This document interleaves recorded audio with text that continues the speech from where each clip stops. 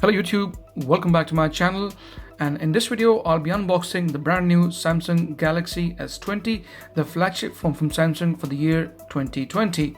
Now the previous version was S10 and they have suddenly jumped from S10 to the S20, and the only logical reason I can think of is probably trying to sync the series name or the number with the year. So it's 2020 and Samsung Galaxy S20. So in the years to come, it probably make more sense to have the same year and the same model number so people can easily remember the new Galaxy flagship. Anyway, so let's open this box up quickly. I know quite a few unboxings are there on YouTube already. However, there are only few UK unboxings I've seen so far. Even the biggest YouTubers in the UK have got the European version of the S20, S20 Plus and the S20 Ultra. Oh god, I'm so sick of hearing Ultra everywhere. Please people, I beg you, stop. Ultra is too big. 6.9 inches smartphone size. Really? You are making regular Galaxies bigger than even your biggest phones, the Galaxy Note. What sense has gone into these people? What has gone wrong with this world? You're convincing people to buy a 6.9 inches, guys. Just a few years ago, we had a Nexus tablet from Google, which was 7 inches. And now you're convincing people to buy the Ultra. I don't know what's the marketing strategy. How is Samsung able to convince all these big YouTubers and everybody to talk about Ultra? I'm sorry, I completely and utterly disagree. Samsung Galaxy S20 is the true flagship. There's a reason why I choose always the regular model for the last couple of years, because the phones have become far too gigantic. Even the S20 Plus, for God's sake, 6.7 inches. Again, it's a Galaxy Note territory. I understand we live in an age where people like big phones, but even big has limits. To me personally, as long as the phone is around 6.1 to 6.2 inches, it is manageable. With one hand, you easily enjoy the phone, especially at night time in bed or out and about. If you're in a public transport, going in a bus or the underground, you will enjoy a phone with one hand, not two hands all the time. At times you're making a phone call, you can't be holding that big brick next to your ear. It simply doesn't make any sense. I will now stop moaning, guys. I know lots of people out there, in fact millions of people out there are like me and they like reasonably sized phones, and that's why I got here with me the Samsung Galaxy S20 and not the S20 Ultra. Seriously guys, I'm sick of listening about Ultra all the time. Social media feeds, YouTube, Ultra. Sick of it. Anybody who loves the S20, guys, crack on. I'm only going to post S20 videos on my channel only and nothing else. This is the logical size. Jay, stop. I will. Sorry guys. Okay, so now let's get back into the phone. Open the box up and ta-ra, here we go. This is the new Samsung Galaxy S20, the regular sized 6.2 inches, which makes so much more sense. This is, by the way, the cosmic gray color. I wanted to get the other one, but I thought I liked the gray one more. By the way, lots of unboxings, like I said earlier, are European S20 or S20 Pluses or the Ultras. This probably is one of the only few UK unboxings, so this is what you're going to get once you get the phone from Carphone Warehouse, Currys, or wherever you go. Anyways, let's put the phone aside and let's see what else do we have in the box very quickly.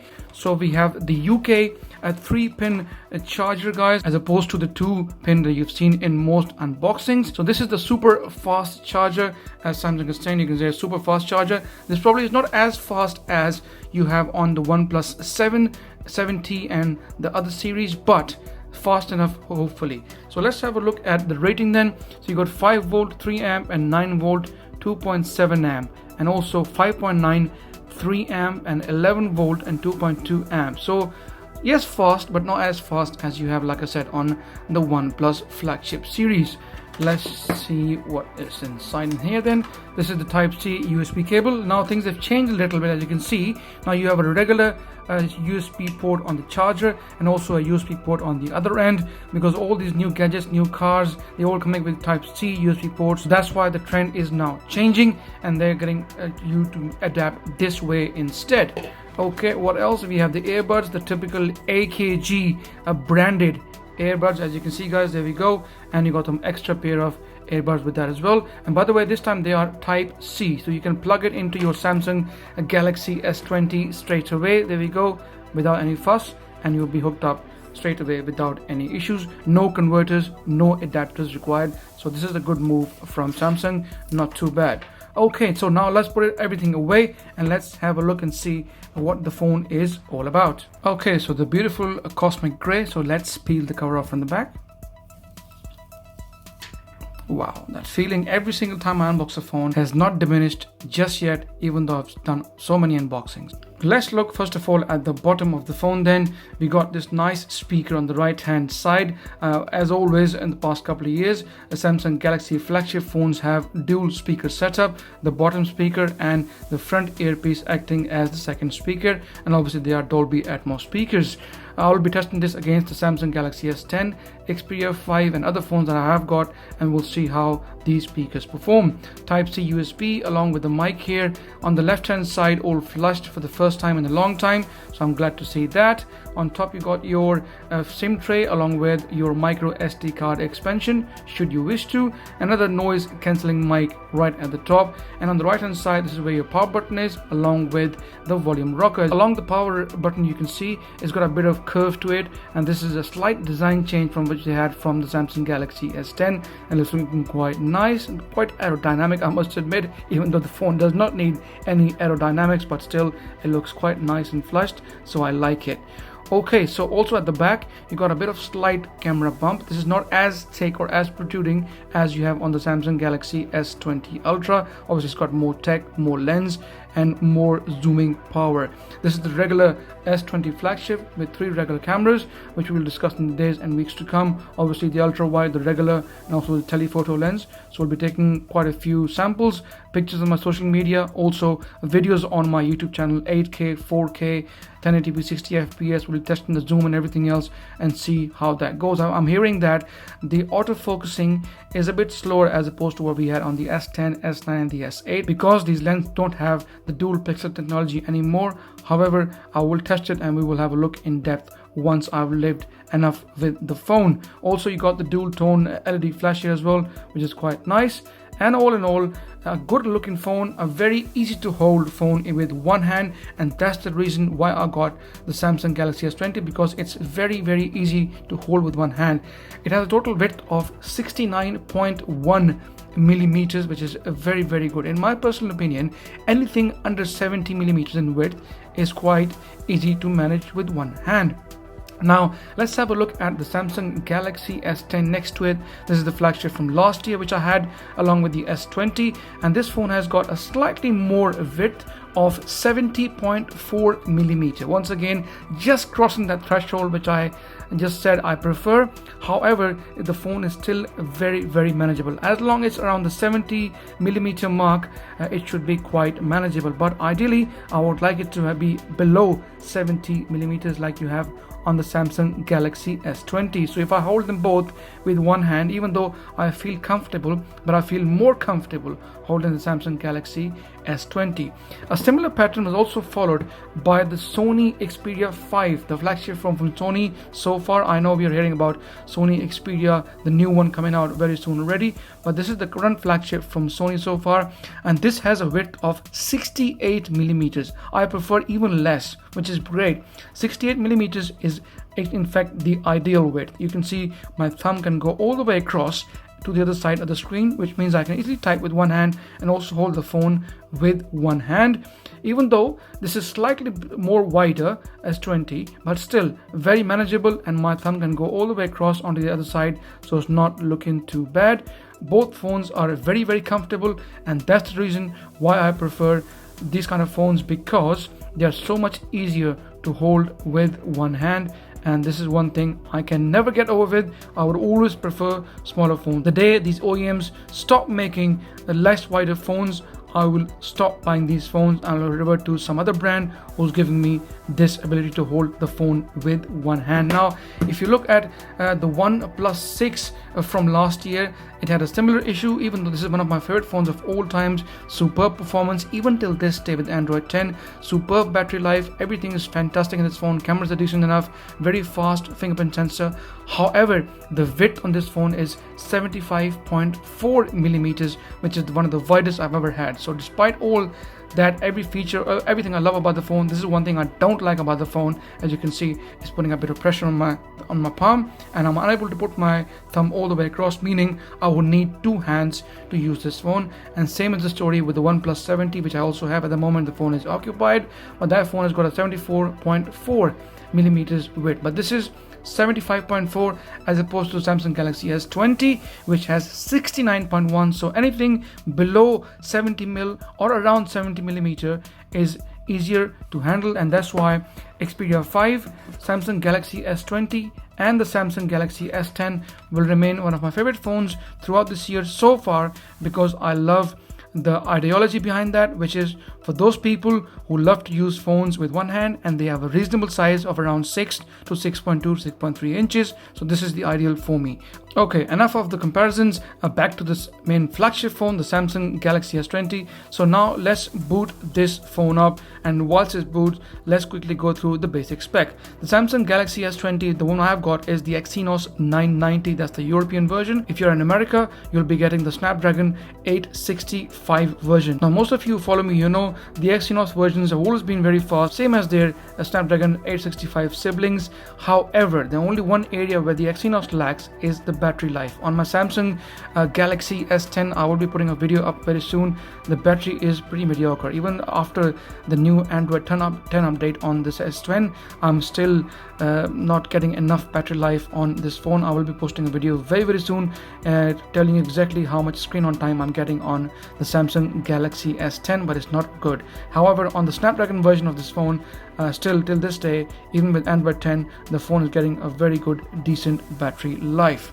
Okay, so I've now got the phone up and running. Let me quickly configure this, guys, and I'll be back in just a moment. Okay, so I'm back. I've done the basic setup on the S20. It was very quick, didn't take me long. So first and foremost, let's have a look at the settings. Going to display and see if you can take off the adaptive brightness. There we go.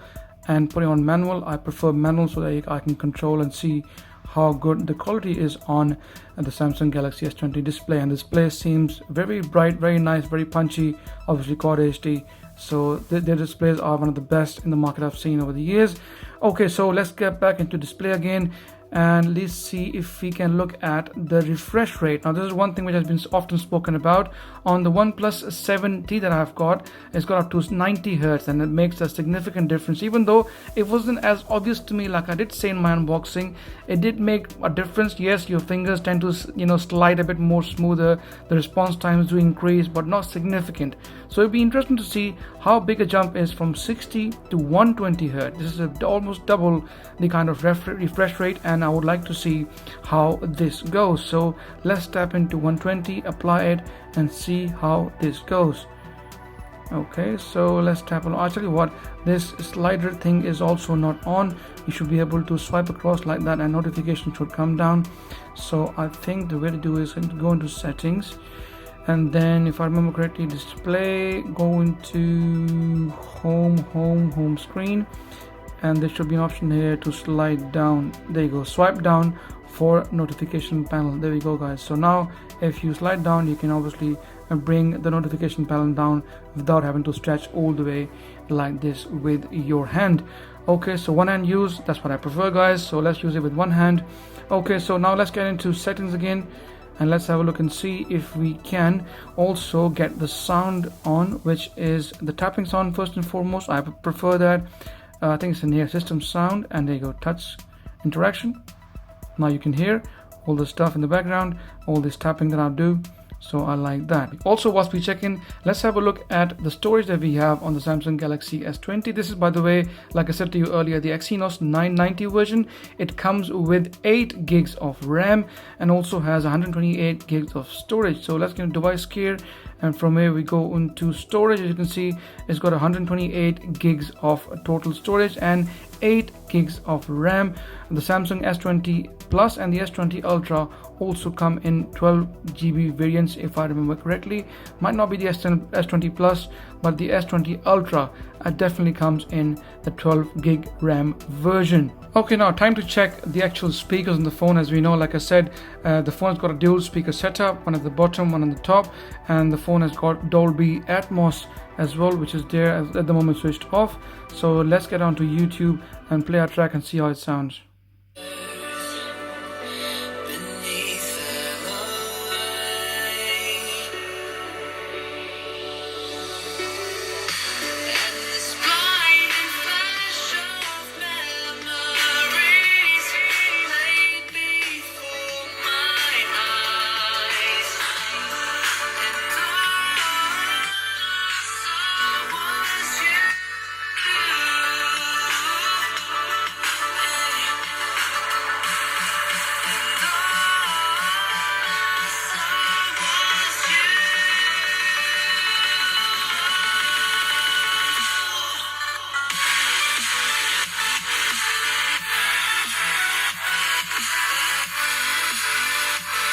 You know, like always, the S flagship series have got fantastic set of speakers, one of my favorites on any Android phone, even though there might be some which might be able to beat them.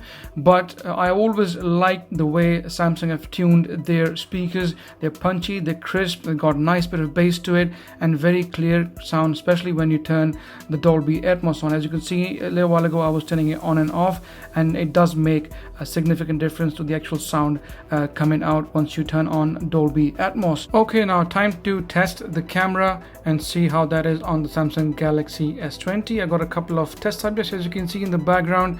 I've got this here, the Oppo water bottle, along with my blue mic. So we'll take a few shots of these test subjects and see how this goes. So let's turn the camera on, get into photo mode, and first and foremost, let's shot it with the regular lens at 1x, the regular x, or you can go into 0.5x as well. This is obviously the ultra wide lens, but let's go into the normal regular 1x mode and just take a couple of shots and see how good the quality is. There we go.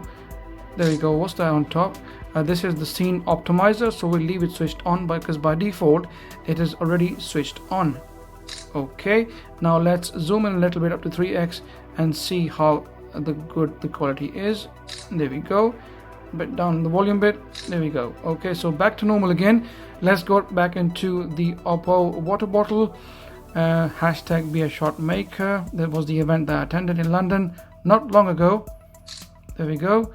And now let's zoom into it a bit. There we go. Stays very smooth and sharp, not bad.